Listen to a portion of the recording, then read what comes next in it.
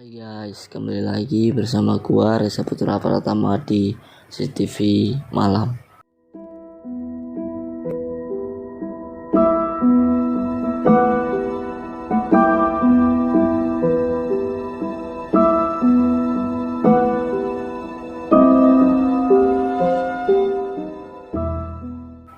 Seperti biasa di video kali ini gua akan menceritakan pengalaman horor untuk menemani malam kalian guys.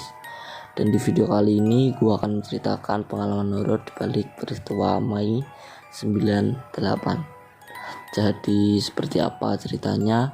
Alangkah baiknya sebelum kita mulai ke ceritanya, kalian subscribe dulu ke channel ini dan jangan lupa aktifkan lonceng notifikasinya agar gak ketinggalan setiap gua upload video terbaru. Dan jangan lupa juga like, comment, dan share agar gua semakin bersemangat lagi ke depannya. Dan ya, matikan lampunya, siapin kopi dan cemilannya. Kalau sudah siap, mari kita mulai ke ceritanya. Di tahun 1998, gejolak terjadi di mana-mana. Krisis ekonomi dan penolakan kembali atas pengesahan Presiden Soeharto di bulan Maret. Aksi demo mahasiswa terjadi hampir di seluruh Indonesia dan terkadang malah justru dimanfaatkan oleh oknum-oknum. Terjadi kerusuhan bahkan hingga memakan korban jiwa. Situasi ini terus berlangsung sampai puncaknya pada tanggal 19 Mei 1998. Mahasiswa berhasil menduduki gedung DPR atau MPR hingga akhirnya Presiden Soeharto pada tanggal 21 Mei 1998 mengumumkan pengunduran dirinya, dan ini jugalah yang menandakan berakhirnya era Orde Baru. Dari Gen Z udah pada ngalamin belum kejadian ini? Semoga bisa diambil pelajarannya dari sejarah ini. Banyak yang terdampak dari tragedi ini, mulai dari ekonomi, moral, sosial, bahkan tidak jarang yang mengaku mengalami kejadian horor pasca tragedi ini. Salah satunya adalah Rosi, seorang wanita remaja yang masih bersekolah. Rosi bersama keluarganya tinggal di dekat sebuah pusat perbelanjaan yang turut terbakar dan bahkan memakan korban jiwa. Ayah dan pamannya turut membantu proses evakuasi yang terjadi di pusat perbelanjaan tersebut. Setelah kejadian naas itu justru malah banyak beredar kabar burung dari mulut ke mulut, kejadian-kejadian horor yang terjadi di sekitar pusat perbelanjaan itu, seperti ada angkot hantu, suara-suara tangisan minta tolong, melihat penampakan orang-orang yang seperti terbakar. Rosi awalnya tidak terlalu memikirkan hal tersebut hingga kejadian horor ini malah menimpannya sendiri. Sore itu ia bersama bibinya sedang berada di teras rumah hingga Rosi melihat ada sekitar 6 orang anak kecil sedang bermain. Anak-anak kecil itu lantas menghampiri Rosi sama bibinya.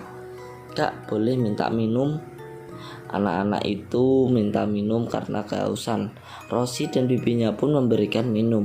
Cukup aneh kenapa anak-anak itu tidak membeli saja di warung. "Makasih ya kak, kalau jalan ke mall ini kemana ya?" tanya anak kecil itu lagi. "Oh, tidak jauh dari sini. Ngomong-ngomong, kalian main apa dik? Kok kulitnya sampai kayak gosong gitu?" tanya bibi penasaran. Anak-anak ini hanya tersenyum dan tidak menjawab. Lalu mereka berlalu untuk pergi. Tidak lama menjelang maghrib, paman dari Rosi pulang ke rumah. Rosi pun menceritakan keanehan yang dialami barusan. Ada anak-anak kecil yang beberapa terlihat seperti terbakar kulitnya dan menanyakan arah mall. Sang paman yang baru dievakuasi korban langsung kaget. Buat apa mereka menanyakan mall ada di mana? Kan mallnya sudah terbakar. Lagi pula kalau kamu cerita ciri-ciri anak kecil seperti itu, kenapa seperti yang pernah paman lihat di mall tersebut? Tambah sang paman.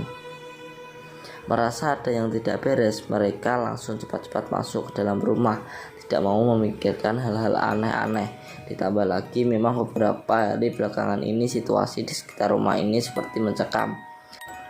Situasi semakin menegangkan, di mana setelah kejadian itu mereka semua malah mendengar ada suara ketawa wanita melengking dari arah pohon depan yang bikin bulu kuduk berdiri.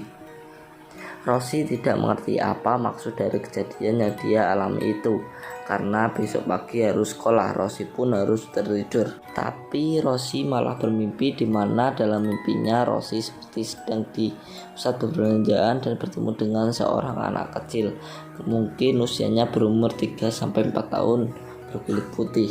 Anak kecil itu meminta tolong untuk carikan bagian tubuhnya yang hilang. Kak, tolong carikan mataku.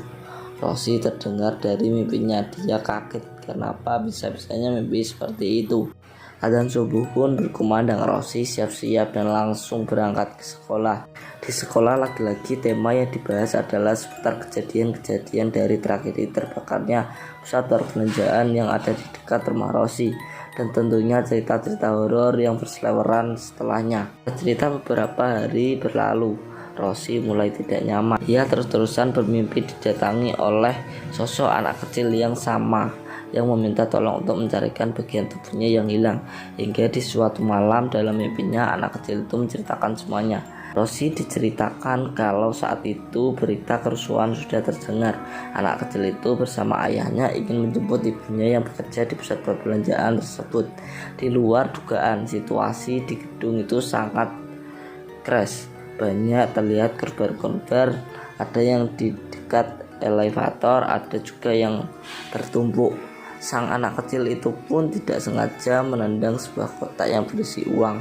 Saat ia ingin mengambil, sang anak malah didorong oleh seorang yang ada di sana. Naasnya ada seseorang yang membawa tongkat, di mana mata dari anak tersebut malah menancap di tongkat itu. Sang anak pun terjatuh dan terbentur. Setelahnya tak lama ia meninggal dunia. Dan ia saat itu pun juga meminta kepada Rosi mencarikan matanya yang hilang. Tapi Rosi bingung bagaimana mungkin dia bisa menuruti permintaan dari anak itu. Setelah dari mimpinya dan bertubi-tubi, Rosi pun hanya bisa mendoakan sang anak agar ia dapat diterima di sisinya. Sekitar 2 minggu dari kejadian itu, Rosi tidak pernah dimimpiin lagi oleh sosok anak kecil itu. Saat menceritakan ini, Rosi pun merinding sekaligus sedih, mengingat kisah perjalanan hidupnya menjadi salah satu saksi sekaligus ada kerabat yang menjadi korban dari peristiwa Mei 1998. Oke, jadi sampai sini dulu video kali ini. Dan buat kalian yang punya cerita pengalaman horor yang bisa diceritakan, kalian bisa share cerita kalian melalui IG @rputra45. Dan terima kasih sudah mendengarkan cerita kali ini. Semoga bisa tidur nyenyak dan ya, bye bye.